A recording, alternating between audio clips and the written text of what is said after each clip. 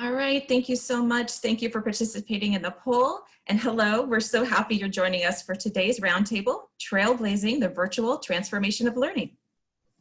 I'm gonna go ahead and end the poll really quick.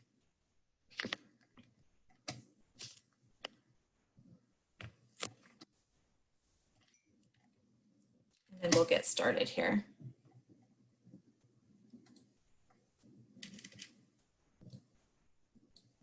All righty. So every generation has a different challenge. COVID is most certainly ours.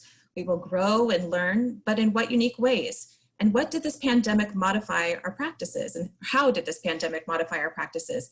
What did we learn about ourselves? What did we learn about our healthcare system, our institution, our leadership, and our peers? We will learn to have critical thinking. This quote, these questions are so relevant to what we're all doing today and to this roundtable, which is so much about resiliency and facilitating change within your organizations. I'm Jennifer Shukla with Training Orchestra. With many currently in the process of transforming their learning programs by increasing virtual delivery of training and creating more of a blended learning approach, we're very excited to bring together 4 L&D leaders who are trailblazers in the virtual transformation to talk about the tactics they've employed to achieve outstanding results within their organizations. We hope this session will provide you with ideas and inspiration you can use in your own organization and your own learning programs. Before we begin, let's go ahead and learn a little bit more about our audience and take a quick look at the results of the poll questions you answered as you joined today. So what concerns are most pressing in the near future? I'm sure this has probably changed a bit from what we were all saying pre-pandemic, but you can see that keeping employees engaged is definitely high on the priority list for sure.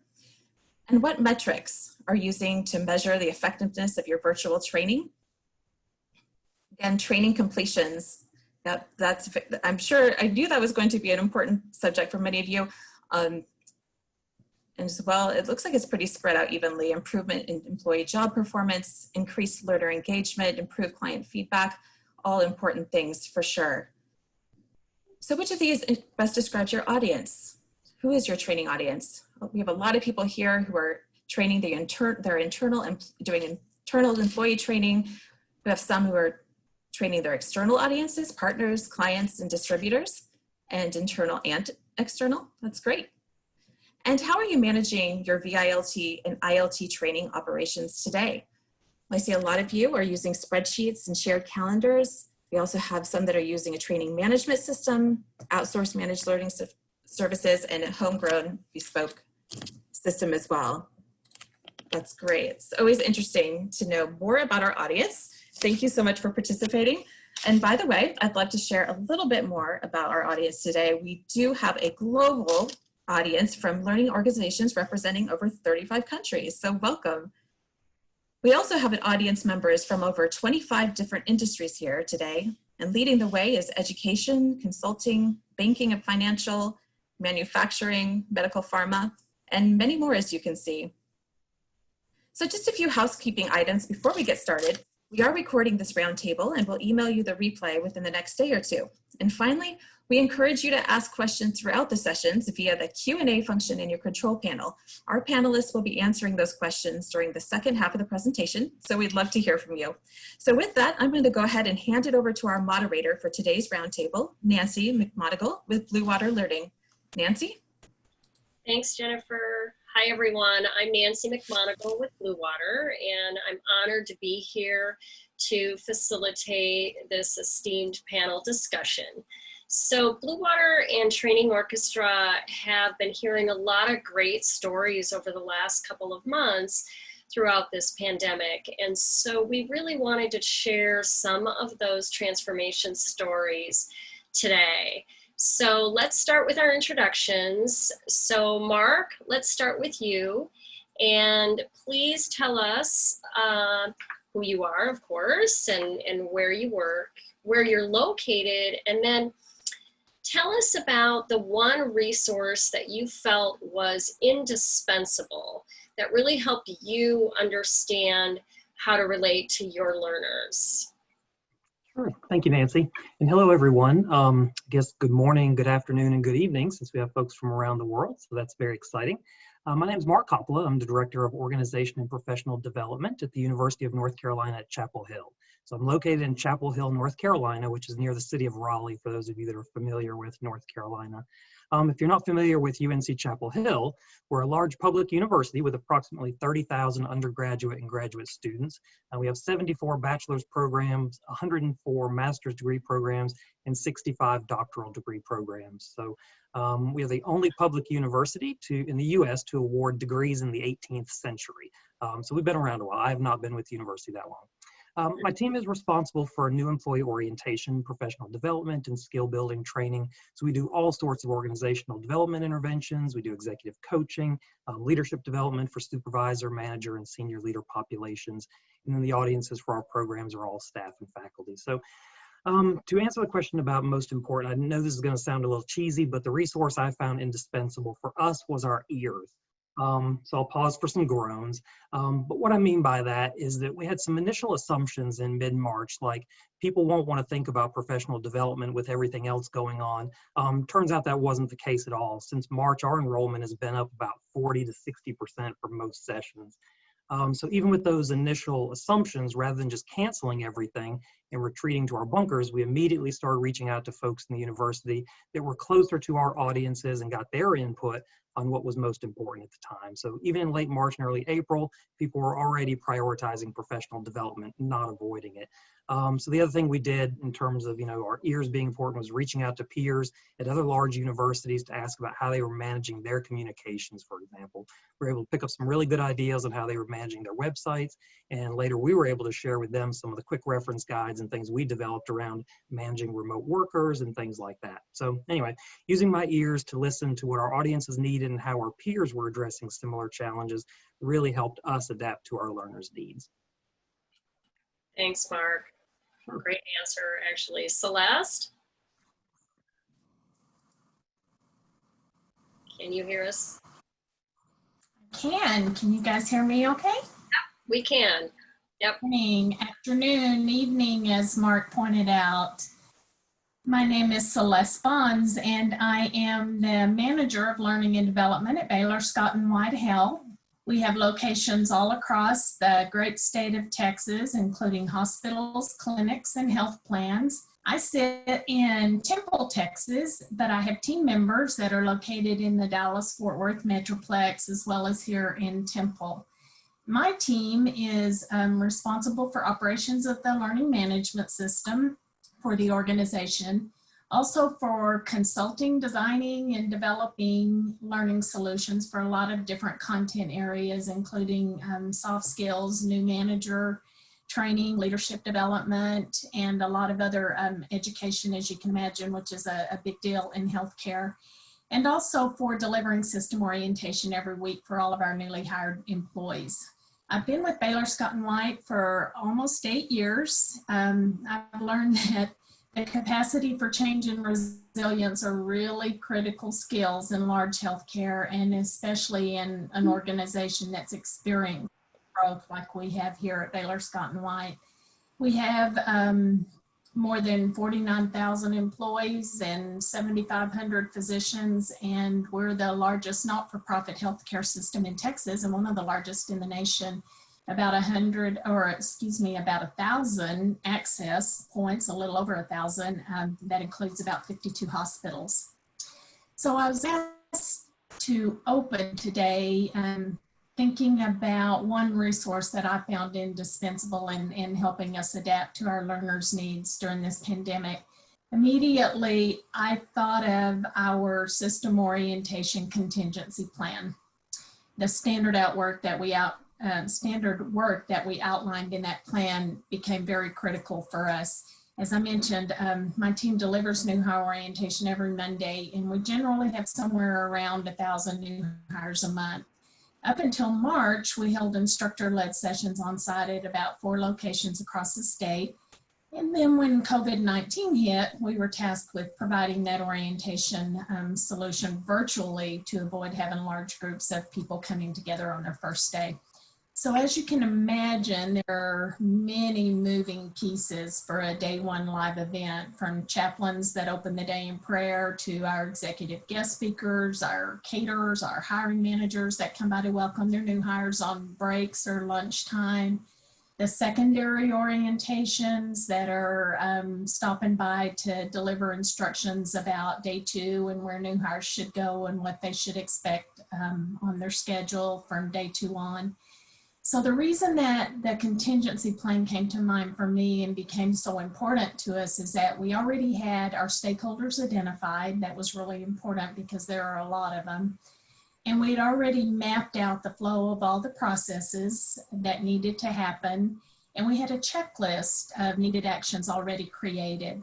We were actually thinking when we created the plan that a tornado or some other natural disaster might cause us to cancel orientation, or even that icy roads or something would cause a delay in the start time when we built the plan.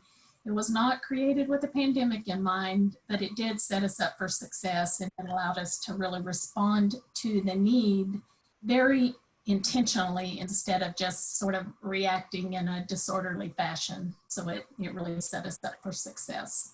Thank you, Celeste. That's really a great piece to add, and we'll get into a little bit more detail as we get into this. So, Leanne. Hello, everybody. It's nice to meet you in some way. I hope you're doing well wherever you're sitting, and great to have you with us. My name is Leanne Nelson. I'm with Cox Communications. We are actually based in Atlanta, but I physically sit in Virginia Beach. So it's hot here, but at least the beach is nearby, so we can get a little bit of relief. Cox is a communications company. We have internet services, video services like HBO. We also have telephone services as well as smart home services. We support both residential and business customers. We're in 17 states. We have 18,000 employees, and our L&D department has about 150 employees. My role is I am the manager of learning administration for Cox, and with that role, my team supports all of the course scheduling, moving around. When you think about flipping from instructor-led to virtual, my team was engaged in all of that for all of the classes that we have all of a sudden, as all of us will be talking about today. Also, we focus on the learning effectiveness component. So all of the evaluation is done with my team. I lay out the strategy for CCI to identify how we will do learning impact studies. And so, of course, we've had a real keen eye on what's been happening with the traditional instructor-led version of a course versus the virtual instructor-led version of a course. So we'll talk about that a little bit later as we go through the panel today. One of the things that has been indispensable in this whole thing, and it's going to sound cheesy as well, has been the relationship that our educators have with our business partners. They have a keen understanding of what the learners need, what those learners' concerns will be. A great majority of the training we do is new hire training, and because of the nature of our business, we have call centers across the country.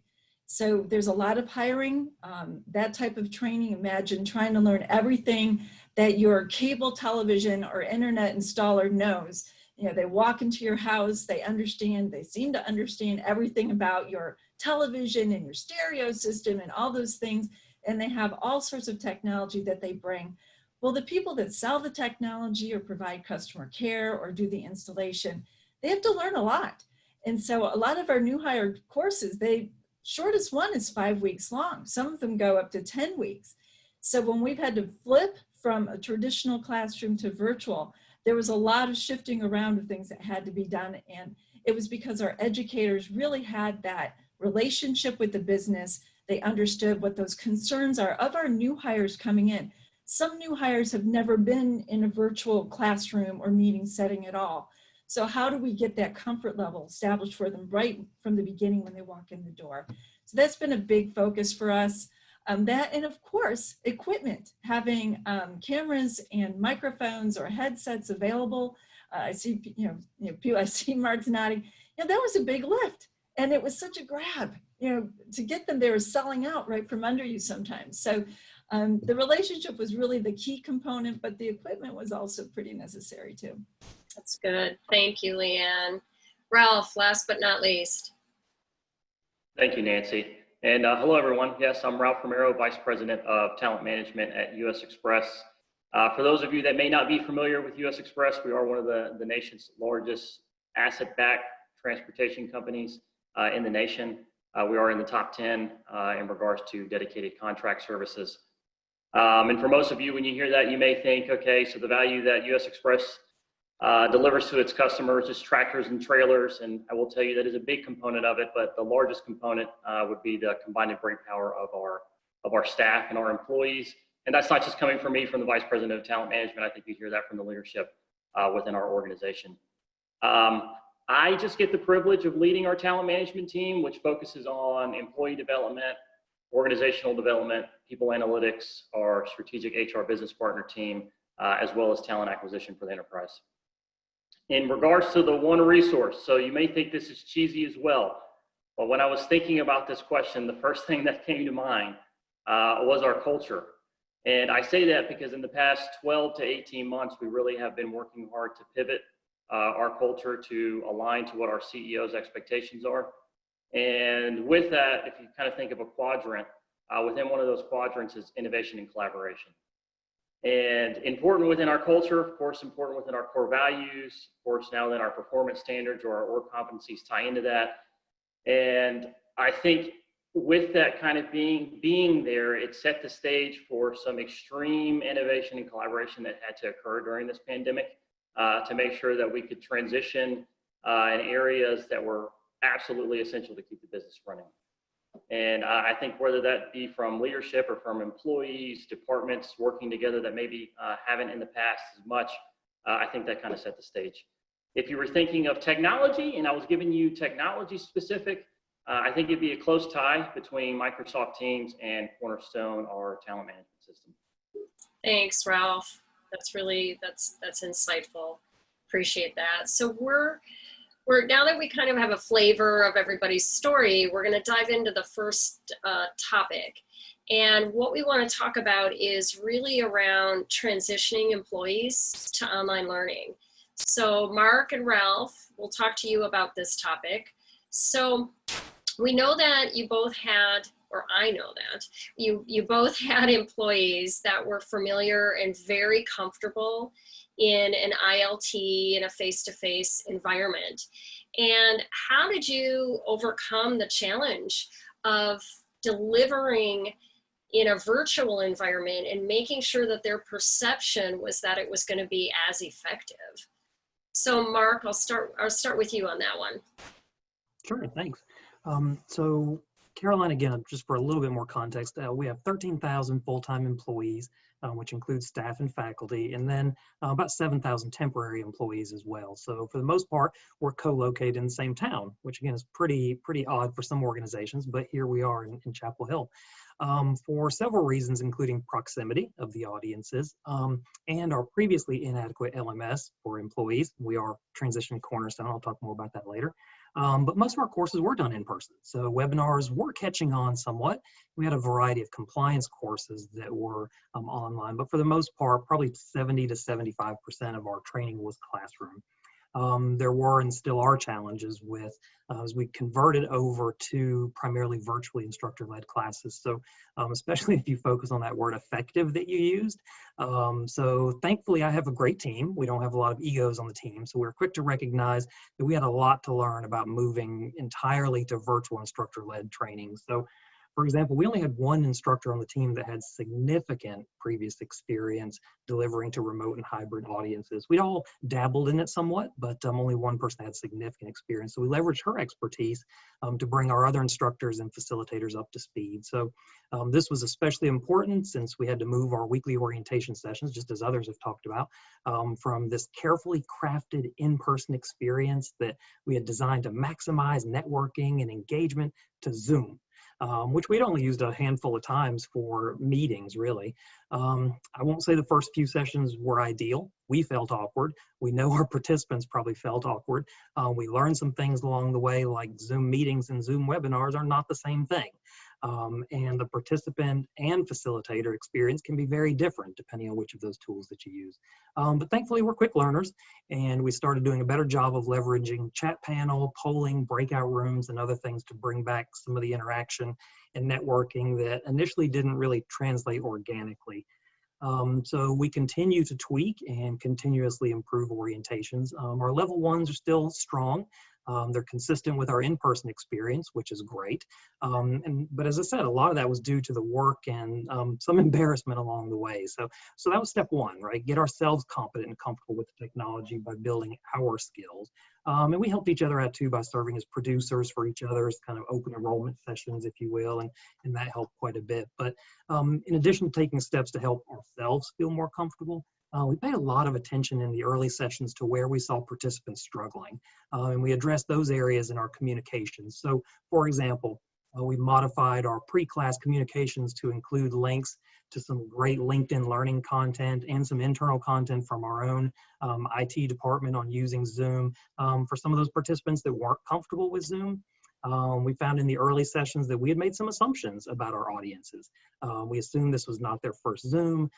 We assumed that everyone saw the same view of what was being displayed, that people knew how to find and use the chat panel, for example. So we started giving clear instructions before we dove into the content during every session about how to use chat, how to mute and unmute your microphone, changing the way your name displayed if you wanted to do that, etc.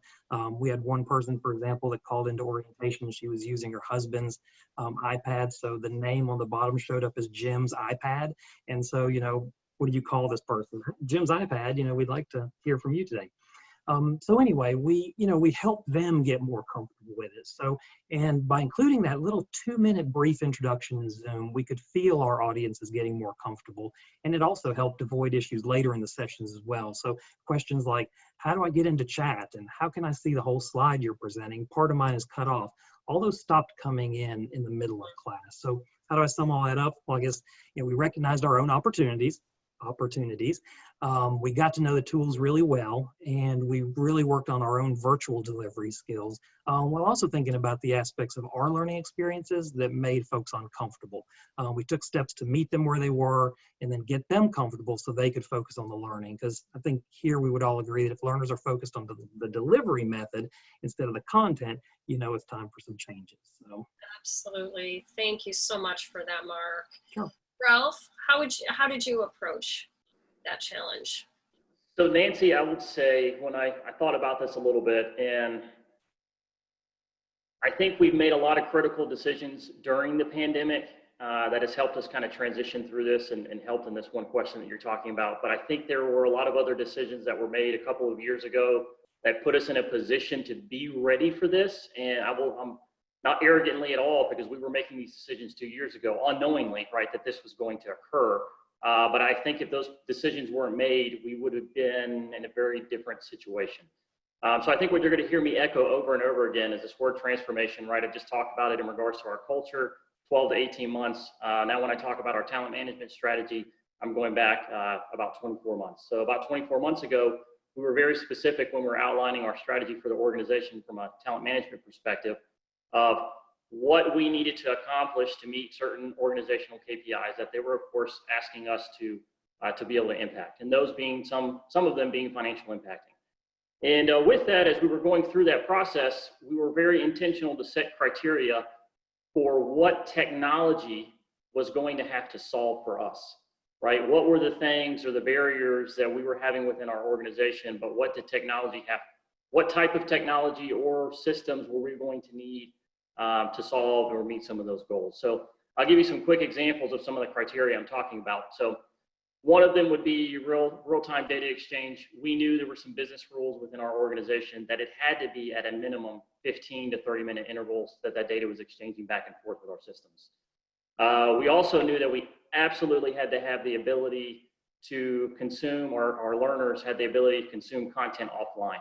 80% of our staff, right, they're mobile throughout the United States at any given time. What we did not want to do was put the burden on the employee to have to use cell service to consume the content that was being sent to them, but instead be able to hit a Wi-Fi spot, download the content offline, then no matter where they are, they can complete the content. Once they hit another Wi-Fi spot, right, the content goes back to the system to give them their completions.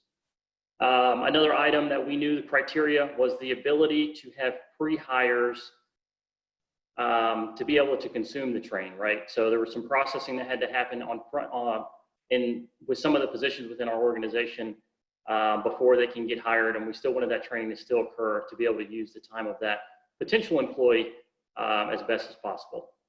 Functionality for our competencies, we knew that was going to be big. I know there's research out there that's say competency models are important. There's other research out there that says competency models are dead. I will say we're kind of a blend in between to make sure that it's fitting our organization appropriately, but we knew that the tool had to tie to the competencies that we wanted and we were developing at the time 2 years ago because we were very immature.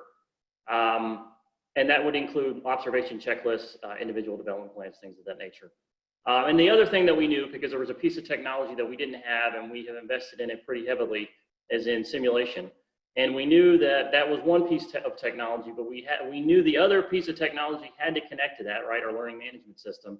There had to be some connectivity between our simulators that are essentially dispersed through 8 different locations throughout the United States to make sure that we can manage that appropriately and most importantly, be able to extract data from it. So an example of all of that, right? All those decisions were made. The platform that, again, that I've already alluded to is Cornerstone, right? What we are calling our talent management system. And they were able to meet those criteria for us. Thankfully, right, Bluewater was our partner in that as we were trying to do some of that implementation to make sure that we can meet all those deliverables, and thankfully we have been. An example though of one course that, right, is being consumed through Cornerstone now, that we were challenged to pivot is historically we have an instructor-led class, and it has been that way for probably 30 plus years, right? And we had to pivot and we had to make it e-learning, and it was actually for our professional drivers. It's their onboard computer.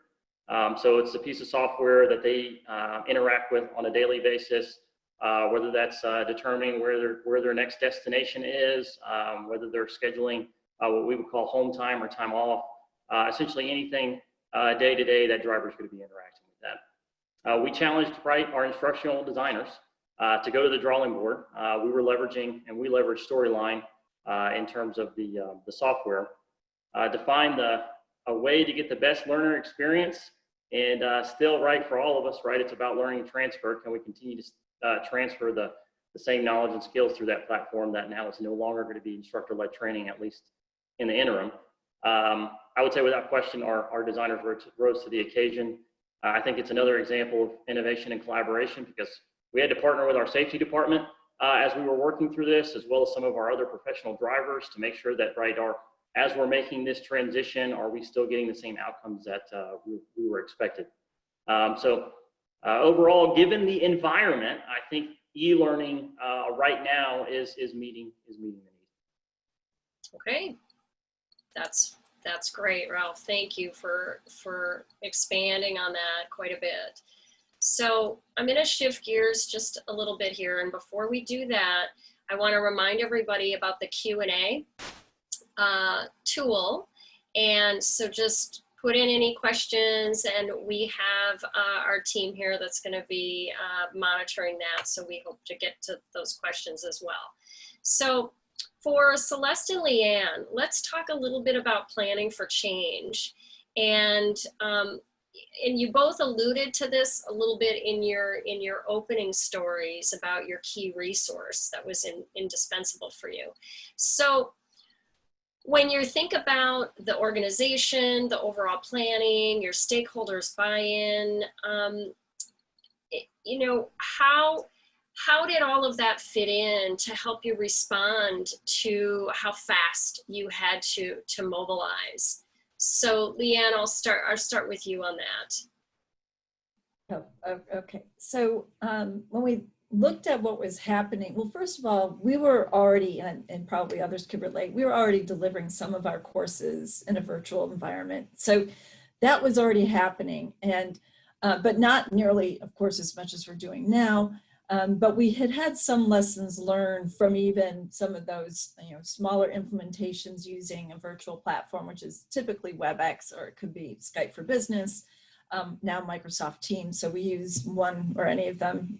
So the change part though was, how do we support this enormous volume of virtual education, especially when in the past it was for a 2 or 3 or 4 hour session of some sort. Now we are having to flip courses that were 5 weeks long and somehow make them work, or 6 weeks long, in the virtual environment. So one of the first things we realized is that when we have something like that going on, or any of our highly technical courses that we have to offer, we needed to really commit to resources to this process to make sure that the learner experience was still effective, and that they were learning what they needed to learn so they could go out and do their job. So instantly we took a look at how could we make this work. And what we decided to do was introduce and formalize the role of a producer. Now, the way we did this is we use Training Orchestra to manage all of our educator assignments and our room assignments as well.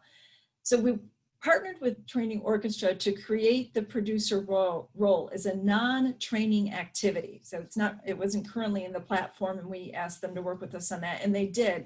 And what that allowed us to do is, for every course that we built out where we thought a producer would be necessary, we could book one of our educator resources as a producer.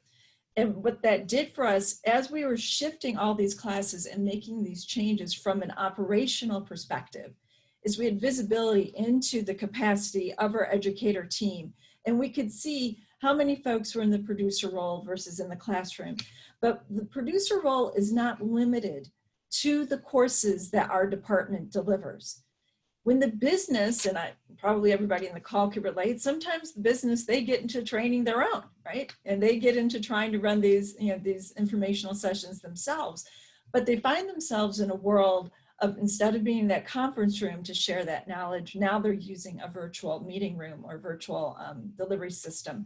So our educators will also partner with the business as a producer to make sure those events are effective for those learners in those situations. So the change for us was really, how do we manage the educator team and make sure that we build in that great learner experience as we're quickly transitioning the content to make it work in that environment, building those interactions. So that was a big shift for us, and it's been highly effective.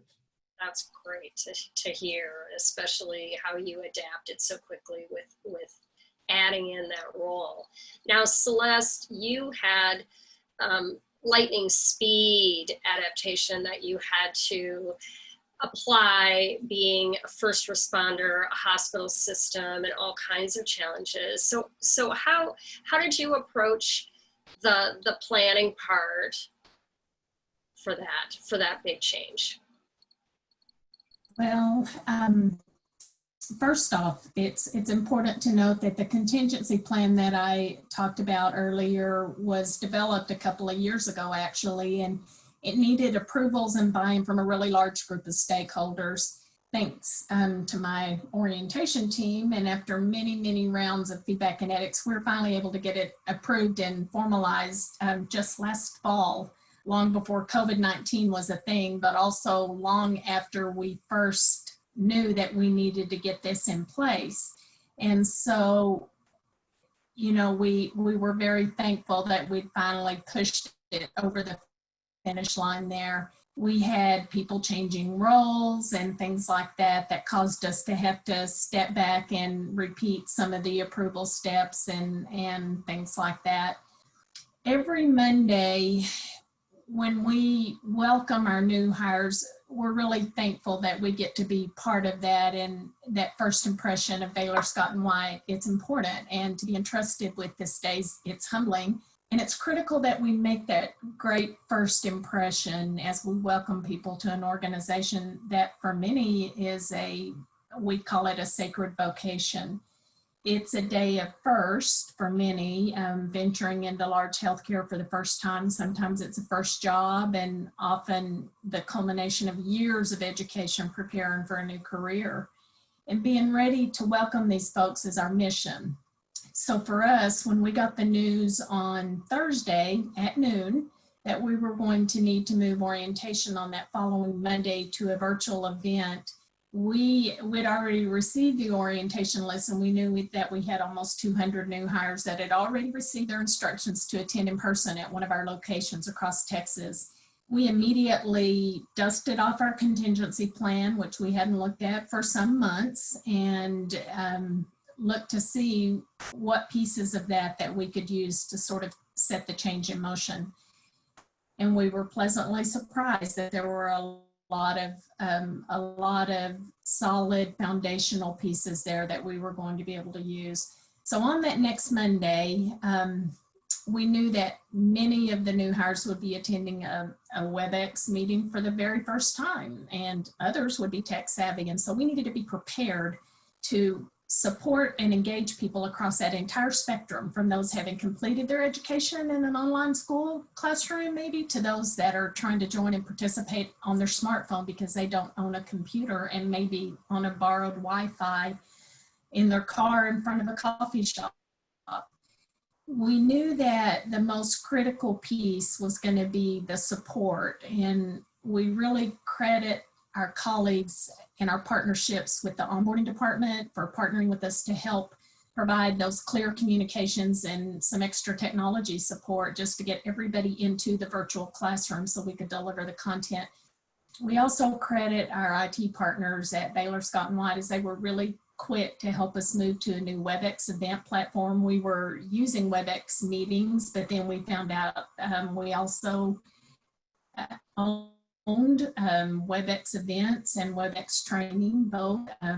They're a little bit more interactive and have more bells and whistles. And then the technology consultants on our own team really helped us tremendously as we moved our content to a virtual format. We created a lot of job aids. I think it was Mark that talked earlier about how important it became to provide those upfront instructions on how to use the chat. You know, we made that same false assumption that everybody was going to have the same view, and they did not. And so we had to continually, in an agile way, adjust our job aids to make sure that we were, you know, providing solid material that would help them. And we distributed those with the communications to help people join the WebEx. And out of that almost 200 new hires that first week, all but 2 that should have been there were able to join that virtual session and attend. And so we were pretty proud of that village that it took to make that happen. That's incredible. We tell people in orientation, we tell them that they need to wear 2 hats when they come, and one of them is to do their job, and the second is to always be thinking of ways to do their job better, that culture of continuous improvement. So that first week was, there was a lot behind the scenes that could have happened to make it a little more smooth, and so we began to look at the session every single week as we huddled afterward and really think about what can we do to make it better? What are the things that we can add back in? Adding video back in was a big deal for us because a lot of our content is video. We think it's a really engaging way that we can sort of immerse those new hires in our culture, teaching them about our core commitment to our job, our core values, ambitions, strategies. We introduce them to their colleagues across the system through videos and teach them about our people and our community involvement. So week 1, we delivered that content almost entirely through the facilitator. And then we, with our technology and our partners on our team and also in IT, we learned tricks about how to play video over WebEx in a way that wasn't choppy and didn't create the audio in the video. Absolutely. And we began to add back in the blended learning interactivity that we utilized, those kinds of things that made it a richer experience for our new hires. Excellent. Thank you so much for that, Celeste. And it's a lot of good lessons learned. I think a lot of us have already gone through all of that too and are continuing to do that. So to talk about results and successes, which is where you kind of led us, Celeste, so thank you for that, with the effectiveness of learning. So Ralph and Leanne, let's talk just a little bit about the impact of the changes that you made, and whether or not you thought what you did now with the virtual transformation is more effective than pre-pandemic. You know, which bits and pieces there. So Ralph, we'll start with you. Sure, Nancy, thank you. And I'm going to provide a little bit of context probably on the front end, and then I can start transitioning a little bit into how we transitioned into the virtual aspect. But anytime from a talent management perspective within my group, we do our very best to start with a couple of things off the bat, and this is very high level, but core competencies or more organizational KPIs and desired outcomes. What are the potential variables? We'll ask the question, what are the variables that are impacting these KPIs outside of maybe just necessarily knowledge and skill gaps, which is important for us as we're trying to measure what success looks like, as well as let's make sure that our output is as learner-centered as possible, meaning it's not coming from the perspective of a subject matter expert, as well as measurable, right, performance-based. So those are a couple of things that we start with, and I'm going to jump into orientation, where I think a lot of us have been talking about, right? Because I think that's where we bring in a lot of our new employees, and I think that's where we make a big impact. But for orientation for us, we facilitate that over 8 different locations throughout the United States, and we do that twice a week at every location. For us, orientation is tying in the culture of who US Express is, but it's also very skill-based. And also there are some knowledge components that we sprinkle in there specifically for our professional drivers and other positions within our organization. Again, you're going to hear this time frame again, right? So about 2 years ago, 24 months, right? This was one of the big initiatives that we took on, and that was part of our talent management strategy, was transforming this process. The outcome of that, right, over the last 2 years, what we've been able to see in terms of the KPIs that we're measuring, or what the organization is holding us accountable to, is one of those KPIs, we've seen a 20% improvement. A couple of the other KPIs that we're being measured on, we've seen a 7 to 10% improvement. So we were on pace, right? We're doing some good things. We're very excited about them. And then like all of us, right, here came the pandemic, right? Here comes COVID. Here comes the federal and state mandates that start telling us class sizes have to be capped. And right, we absolutely adhere to them, and we want to make sure all of our employees are safe. But at the same time, our business is connected to several customers that are essential, right? As our business is essential. So it's not that demand just vanished, because it didn't. So then the case comes up of, okay, so COVID has created a capacity crunch for orientation, but the demand is still there. And I kind of give you an example of demand from a transportation perspective. Me and my wife, this was a couple of days ago, we ordered from Publix, and it was curbside. So we order online, probably about 30 products, right? And we go curbside to pick up at Publix, and we only get about 25 of them. So from our perspective, right, there's still disruption within the supply chain from a consumer perspective. So we're still not getting the product. So the demand absolutely is still there, and we're seeing it within our industry.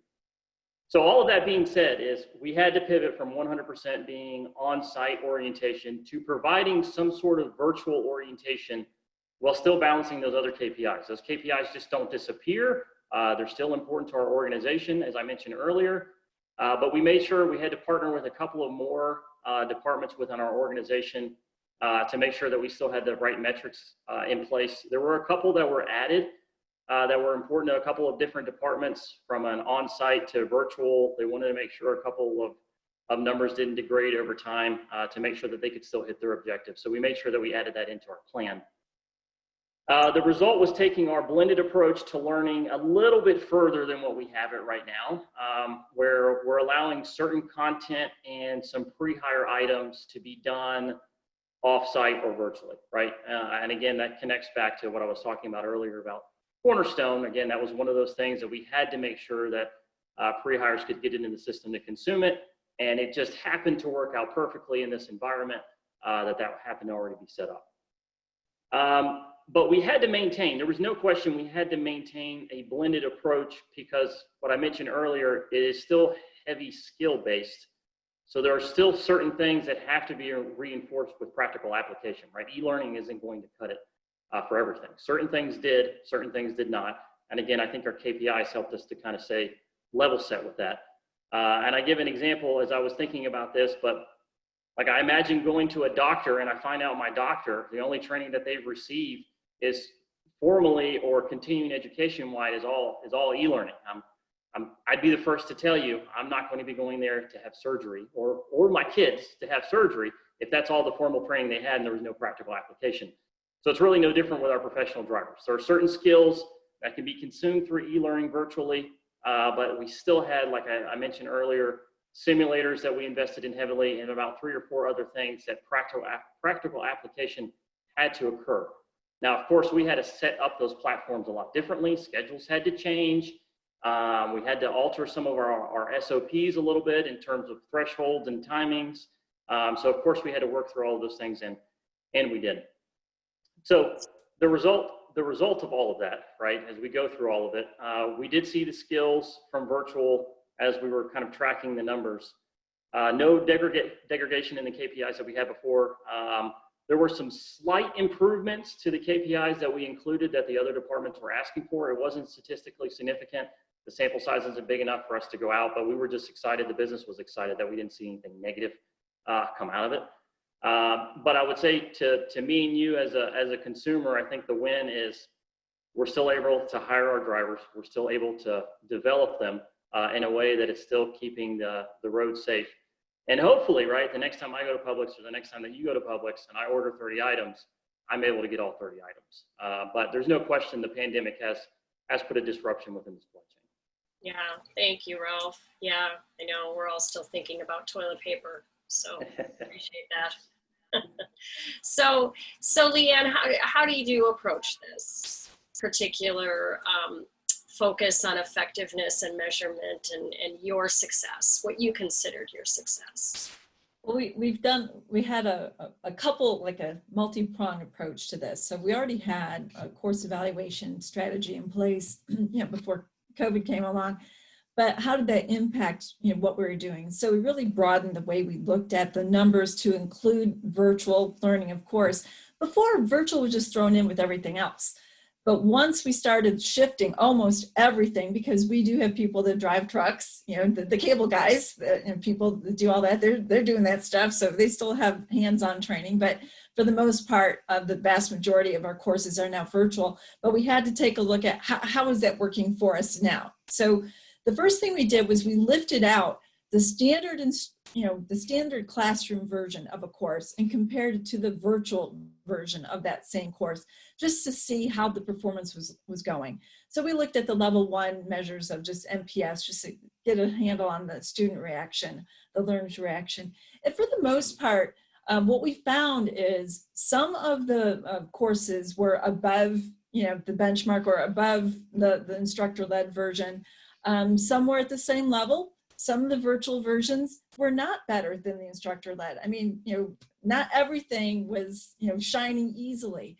There's still work to be done, frankly, on some of it to improve that learner experience. I think what we're seeing in the data now when we look at some of the follow-up, the level 3 evaluations that we're doing, is at first, especially with our new hire classes, at first when they came on board, I think, frankly, in the terms of COVID, people were thrilled to still be hired. And people were gobbling up, really, I can see people were gobbling up the content. They were loving the virtual environment, but you get into, it keeps going that way and they're on board and they're performing in their role. So some of the follow-up evaluations that we've done from our virtual learners, we've seen some things where they're doing very well with some of the tools and methodologies that they had to learn. And there's still some areas for opportunity for us to improve. And so we're taking a look at the virtual learning platforms that we're using, how we can also modify some of the course content. We're taking a look at learner fatigue now in that virtual environment to see what we can do with that data to continue to improve the learner's experience. But overall, when we looked at just the course by course comparison of the virtual version and the instructor-led, the overall NPS was virtually identical. I mean, we were talking, like Ralph said, just fractions of a percentage difference overall. But when we peel back the onion a little bit, there's definitely some courses that have an opportunity, to be improved upon. And that's just all part of continuous improvement anyway. So we continue to keep an eye on that, and we're just now getting that follow-up data back, because we usually give the learners about 30 days on the job before we reach out to do those follow-up evaluations. So it's trickling in, but we're starting to see some great information. I hope that helps. It does. That's very encouraging. Really appreciate that. Well, Jennifer, I'm gonna throw it back to you to see if there are some questions or anything further that we can reach out to the audience and answer. Yeah, yep. So we do have just a few minutes to take audience questions, and we have had a few. So I'm going to start with, grab my notes. I'm going to start with something that might be quick to answer potentially during this time. But we had a lot of people wondering in terms of platforms for VIT and such. So what platforms are used to facilitate effective virtual training or VILT, and how do you effectively have small group breakout sessions within those virtual environments? So I'm going to just open that up to any of the panelists. If anyone wants to grab that question, or questions, I should say. I'll start, and then others jump in, of course. So I mean, I think we are, as I mentioned earlier, we're using Zoom, and I think leveraging the breakout rooms pretty effectively. I saw some chat going on the side.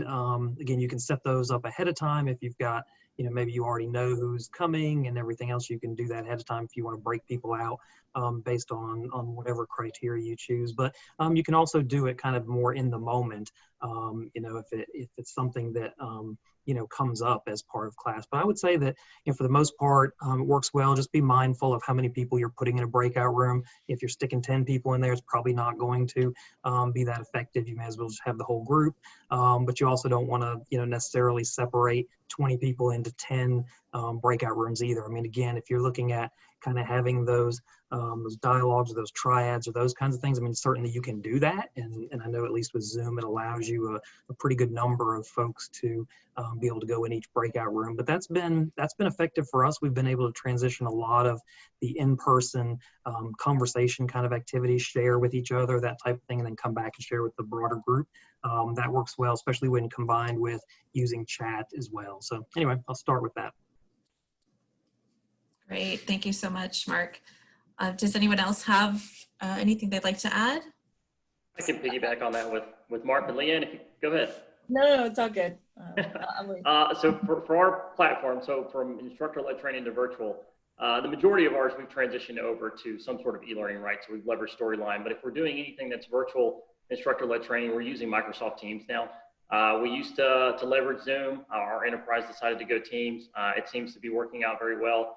I know we had to do a lot of training on the front end just to make sure that our staff was comfortable doing it, because our office staff or our back office staff, probably 97% of them were all working within their office. So this transition of working virtually to what we're at right now, right, that was a big transition. Teams wasn't leveraged a lot because of that reason, but I think Teams did a fantastic job. And in regards to developing our e-learning against Storyline, and in terms of even something else a little interesting within Cornerstone that we've implemented from like a social aspect, they have a component in there called Cornerstone Connect. So if you kind of connect all three of those things together, you can kind of get a social aspect that the learning kind of continues on. Okay, great, thank you, Ralph. I'm gonna just move on to the next one because we literally have like 3 more minutes. So let's see if we can get one more in. So one of our challenges is to take classroom instructors and teach them to train others virtually, which is a very different skill set. Most have very little instructional experience to begin with and may be in the position for only 2 to 3 years. So does anyone have a similar experience with this challenge, or can you offer potential solutions for rapidly training instructors to deliver effective virtual training? Celeste, do you want to chime in on that one? Sure, I'd be happy to. We have landed on a model where we have one facilitator that delivers all the content for our orientation, and then we have multiple support people supporting the session instead of different facilitators doing different sessions, and then the onboarding team trying to manage all these different invites and making sure the right people show up at the right session so they get the information they need to park in Dallas, as opposed to Austin, Round Rock area. And so we've landed on one facilitator to do that. And she's very skilled in a virtual environment, has a lot of experience. But some of our others were not initially. And so as we began to work through those things, we found that the support person was critical. Leanne talked about a producer role, and for us, it was the support role that was critical. Those people can manage the chat and a lot of the interactivity and the support questions that arise. So for us, we just shored up the team that was delivering the content. Okay, great. Thank you, Celeste. I do want to throw one more out there for everyone.